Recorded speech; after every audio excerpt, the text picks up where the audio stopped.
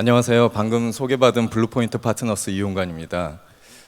방금 전에 강연하신 분께서 자주 쓰셨단 말이 엑셀러레이팅이나 뭐 비즈 모델의 이노베이션 뭐 이런 말씀을 하셨는데, 지금 저는 이제 제가 하는 업을 한마디로 말씀드리면 엑셀러레이터라는 업을 하고 있습니다. 그래서 이것이 융합하고 어떻게 연계가 되는지를 설명을 드리겠습니다.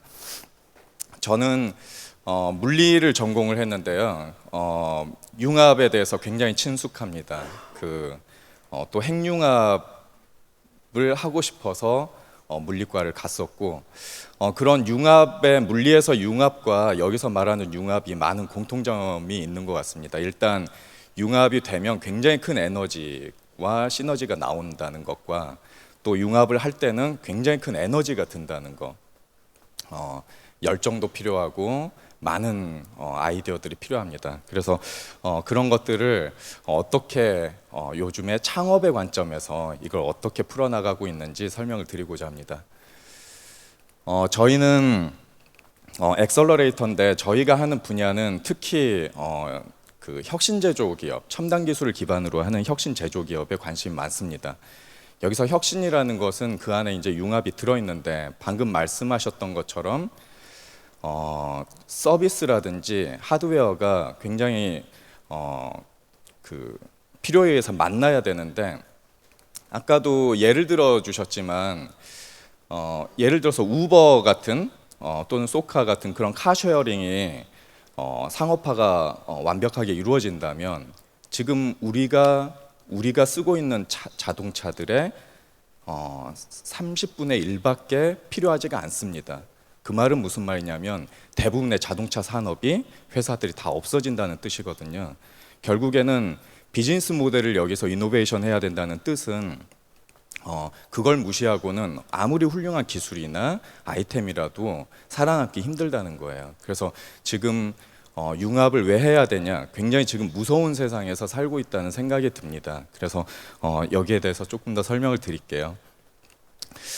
지금 우리나라는 한 7개 분야에서 굉장히 선도적인 위치를 가지고 있습니다. 특히 대량 생산을 기반으로 해서 많은 업적을 이루었죠.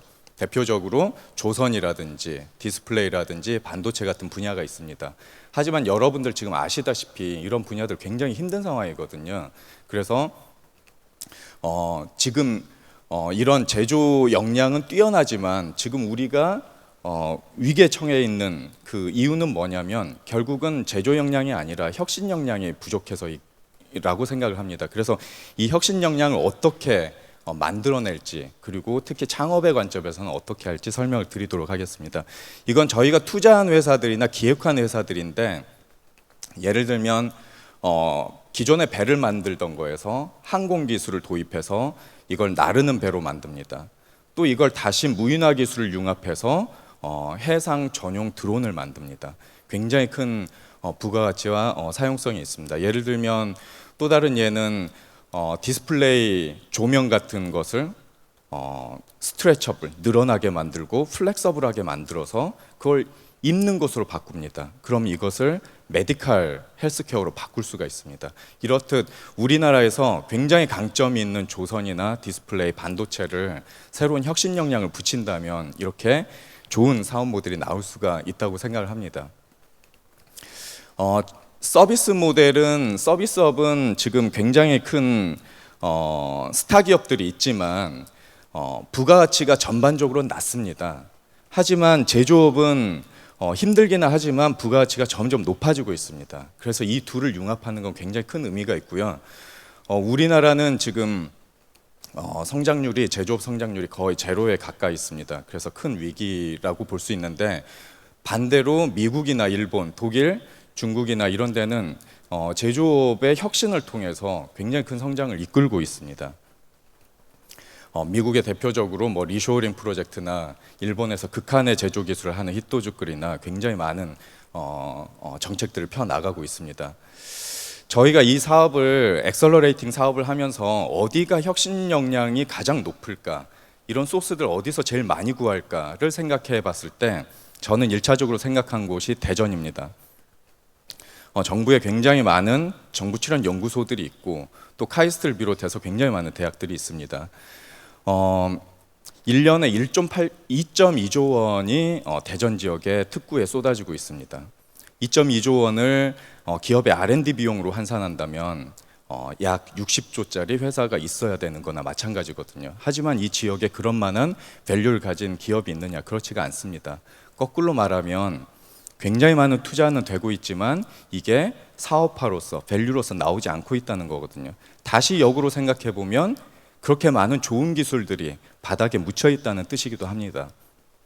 그래서 여기서 만약에 우리나라가 혁신성을 가지고 사업하지 못한다면 다른 지역도 비전이 없다라고 생각을 하고 여기서 첨단 기술을 기반으로 하는 창업의 생태계를 만들어 보자는 생각으로 여기서 창업을 하게 됐습니다. 저는 제가 전공했던 플라즈마를 가지고 학생 때 창업을 했습니다. 대학원 때. 그래서 그것을 3년 전에 미국의 MKS라는 회사에 나스닥 상장 기업인데 합병을 시켰고요. 그 회사에서 오퍼레이션을 하다가 지금 다시 이 업을 시작을 했는데 그때 겪었던 것들이 물론 성공했을 때도 많은 배움이 있었지만 굉장히 힘든 시기를 오랫동안 겪었습니다. 그래서 그 생태계에서 어떤 것들이 융합을 저해하고 이렇게 창업을 저해하고 저도 그렇게 힘들었는지 그 경험들을 바탕으로 지금의 회사를 다시 하게 됐는데요. 제가 실리콘밸리 지역하고 그 대덕에 있는 특구들하고 비교를 해보면 가장 큰 차이는 기술의 차이는 별로 없습니다. 가장 큰 차이는 뭐냐면 창업가의 자질입니다. 그게 왜 그러냐면 예를 들면 실리콘밸리에서는 페이스북이나 또는 뭐 인텔이나 구글이나 이런 회사들의 3년, 5년 로드맵을 다 알고 있습니다. 주변의 생태계 플레이어들이. 결국은 창업하는 사람들이 뭘 해야 되는지, 저들이 필요한 게 뭔지를 잘 알고 창업을 합니다. 페이스북은 지금 VR에 가상현실에 굉장히 관심이 많죠. 오큘러스도 인수를 하고 수많은 솔루션들 인수하고 있습니다. 그 주변에 있는 사람들은 다 그들의 로드맵을 보고 준비를 합니다. 하지만 우리나라 생태계를 봤을 때는 자신의 기술, 자기가 할 수 있는 기술만 보지 그 이외에 다른 플레이어들이 뭐 하는지에 대한 공유가 굉장히 작습니다. 결국은 융합의 방향이 또는 창업의 방향이 정해져 있지 않다는 게 가장 큰 특징이죠. 그래서 이것을 그러면 어떻게 한국의 실정에 맞게 할 것인가가 저의 큰 고민이었습니다. 지금 보시면 미국에 있는 저희 같은 엑셀러레이터들이 많이 있습니다. 그들이 하는 시스템이 지금 정부에서도 많은 창조경제 혁신센터 등을 통해서 많이 하고 있는데요. 그런 방식들이 저희하고 체질에 좀 안 맞는 것들을 많이 느꼈습니다. 예를 들면 창업 경진대회를 해서 회사를 뽑습니다. 그리고 그런 회사들을 지원을 하는데 문제는 뭐냐면 그 방식이 미국에서 10년 전에 시작한 Y 컴비네이터의 방식입니다. 하지만 그들은 이미 준비된 창업자들을 대상으로 공모전을 하고 발굴을 하기 때문에 그들을 상대로 이렇게 멘토링, 코칭, 네트워킹을 해도 충분히 보육 효과가 나옵니다. 하지만 우리나라는 창업자들이 그 정도 수준이 안 돼 있습니다. 지금 대덕만 해도 좋은 환경이지만 창업자들이, 연구원들이 또는 학생들이 창업에 대한 고민을 오래 한 다음에 창업을 하는 게 아니고 급작스럽게 창업을 결정합니다. 결국은 그런 이유들 때문에 실패가 많이 되는 거죠. 그래서 저희가 생각한 거는 단순히 멘토링이나 코칭 또는 사람을 소개시켜주는 일만으로는 부족하다. 우리가 직접 참여해서 전문가들이 참여해서 이것을 엑셀러레이팅을 하자라는 개념으로 밀착형 엑셀러레이터를 창업을 합니다. 제가 나중에 말미에 여기에 대한 성과들을 설명을 드리겠습니다. 그러면 저희가 밀착형으로 엑셀러레이팅을 할 때 어떤 분야에 집중할 것인가? 아까 방금 전에 연사도 말씀을 하셨지만 지금은 경쟁 회사들 간에 기술 간의 경쟁이나 프로덕의 경쟁이 아닙니다. 제가 엄청나게 좋은 기술 가지고 있어도 엉뚱한 서비스 앱 하나 때문에 이 산업 전체가 날아가는 세상에 살고 있거든요. 결국에는 사업 모델이 굉장히 중요합니다. 보시면 미국에서도 그렇게 고도로 발달된 생태계에서도 첨단 기술 기업을 가지고 벤처를 하는 회사들의 실패 1위, 실패 원인 1위가 뭐냐면 시장에 피팅이 안 된 기술이나 제품을 솔루션들을 출시하는 거거든요. 이게 서비스업에서는 몇 번의 기회가 더 있습니다. 시장하고 피팅이 안 되더라도. 왜 그러냐면 비용이나 리소스가 좀 적게 들기 때문에. 하지만 첨단 기술을 가지고 하는 비즈니스는 한 번 방향을 잘못 틀어서 수행을 했을 때 그 비용이나 시간들이 굉장히 많이 들기 때문에 소위 말하는 전략의 피보팅을 할 때 거의 이전의 비용보다 훨씬 더 많은 비용들이 드는 게 사실입니다. 그래서 저희가 창업을 하기 전에 어떻게 하면 이 기술들을 시장에 맞춰서 피팅을 할 건가? 저희는 프로덕트 마켓 피팅이라 하는데요. 그것을 해서 창업을 시킵니다. 지금 보시면 보통의 스타트업을 지원하는 과정들은 창업이 된 회사를 발굴해서 숙성하고 운영 지원을 하고 회수를 합니다. 하지만 저희는 창업을 굉장히 뒤쪽 단에 둡니다. 무슨 말이냐면 창업하기 전에 충분히 이 기술을 시장에 맞춰서 비즈니스 모델을 확립하고 그 모델에 맞게끔 창업팀을 만드는 작업들을 하는 거죠. 그래서 이렇게 창업을 뒷단에 두고 저희들이 진행을 하고 있습니다. 조금 더 살펴보면 스타트업의 그 성장 유전자는 창업 전후 1년입니다. 창업 전 1년 어떻게 계획을 하고 후에 이것을 어떻게 피보팅을 해서 자리를 잡아가는지. 그래서 저희는 모든 역량을 창업 전 1년과 후 1년에 집중을 합니다. 여기 보시면 오늘 융합에 대한 이슈하고 좀 맥이 닿아 있을 텐데요. 맨 처음에 좋은 기술이 있을 때 그것을 그 기술이 들어갈 수 있는 시장을 먼저 파악을 합니다. 저희가 숙성 단계라고 부르는 프로세스인데요. 저희는 믹스 앤 매치 프로세스라고 부릅니다. 기술을 믹스하고 사람을 매칭하는 프로세스죠. 여기 보시면 시장을 파악하고 시장에 맞게 기술을 융복합합니다. 그리고 이거에 맞게 사업 모델을 세팅하고 이 사업 모델을 잘 수행할 팀을 만들어줍니다. 저희가 경험적으로 보면 이 기간이 6개월에서 1년 정도 걸립니다. 보통 저희의 그 한 사례를 말씀드리면 연구자들이나 또는 대학 교수님들이 융복합에 굉장히 서투르십니다.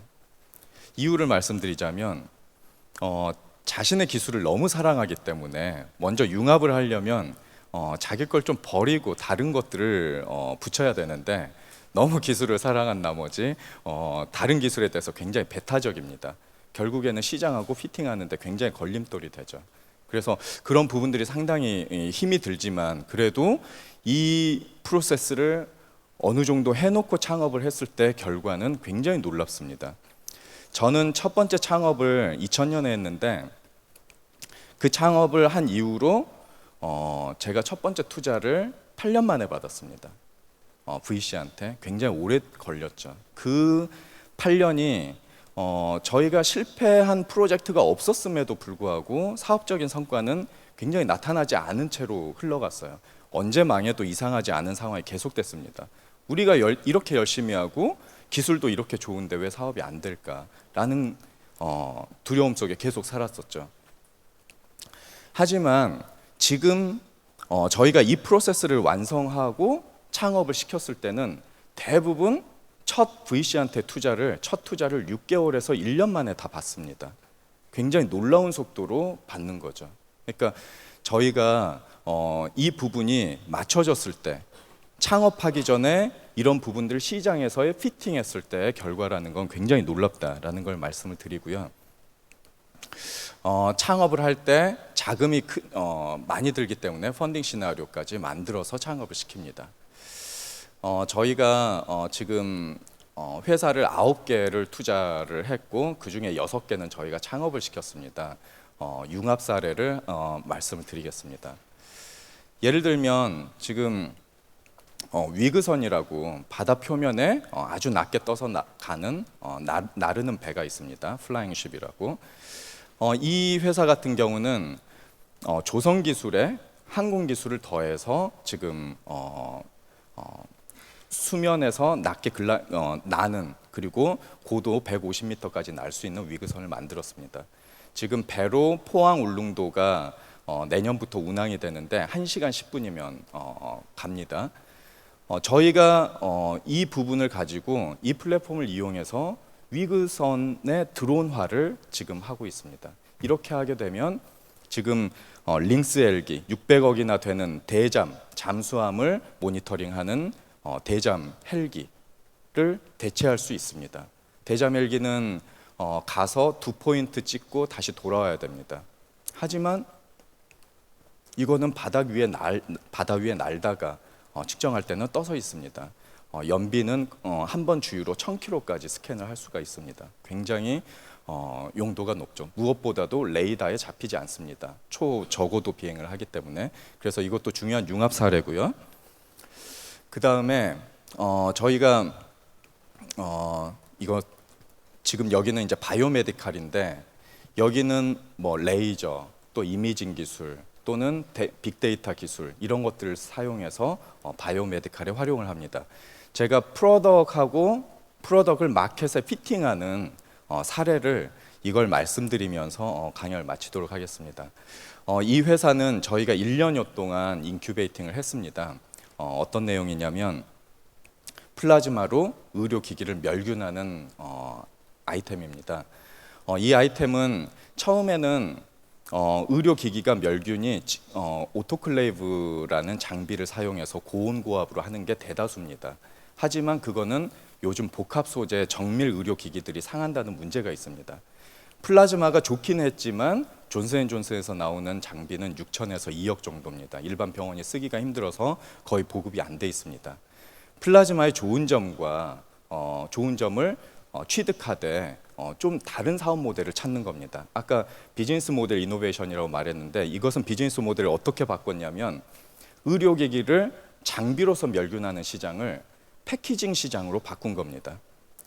여러분들 장비 시장을 혹시 경험해 보신 분은 아시겠지만 장비 시장은 후속적인 매출을 내기가 쉽지가 않습니다. 이거는 장비는 되게 조그만하고 대신 의료기기를 요만한 손바닥만한 봉지에 집어넣으면, 그리고 그 봉지를 옆에 장비에 플러그를 연결하면 그 봉지 안에서 플라즈마가 만들어지고 멸균이 되는 솔루션입니다. 굉장히 큰 발상의 전환이에요. 장비는 몇 천만 원씩 하던 거에서 팔고 난 다음에 수익 모델을 잡기 어려웠지만, 이거는 살균을 할 때마다 수익 모델이 계속 납니다. 그러면 이걸 사는 사람들은 어떤 베너핏이 있느냐? 이걸 사면 예를 들면 내원 환자가 50명인 환자가 있을 때 핸드피스 50개를 준비해야 됩니다. 왜냐하면 살균 시간이 오래 걸리기 때문에 전날 다 패키징을 해놔야 되는 거죠. 하지만 이걸 사용했을 때는 핸드피스가 10개밖에 필요하지 않습니다. 하나에 100만 원이 넘는 건데 결국은 초기 투자비가 5천만 원이 있던 것을 1,000만 원으로 줄여주는 거죠. 그리고 기존의 장비는 의료기기의 15%가 매년 메인터넌스 비용으로 발생합니다. 하지만 이건 발생하지 않습니다. 결국은 운용비가 엄청나게 세이브되고 초기 투자 비용도 굉장히 적어집니다. 결국은 이런 융합을 통해서 플라즈마 기술과 바이오 기술과 메디칼 기술을 합쳐서 결국에는 전혀 다른 새로운 사업 모델로 기존의 시장을 흔들 수 있는 아이템이 되는 거죠. 다른 모델도 마찬가지입니다.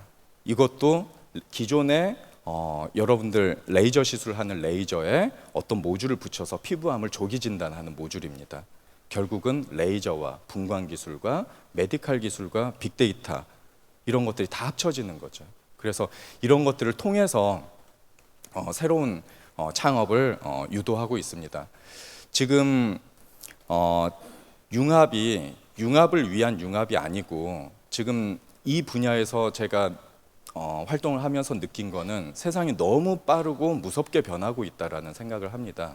그래서 융합 자체가 지금은 기업의 생존을 위한 요구이기도 하고 더 나은 부가가치를 위한 요구이기도 합니다. 그래서 이런 부분들을 만약에 창업에 관심이 있으신 분들이나 또는 중견기업에서 새로운 성장 동력을 찾으시는 분들은 이런 부분들을 염두에 두시고 진행을 하시면 많은 도움이 될 것 같습니다. 네, 이로써 강의 마치겠습니다. 감사합니다.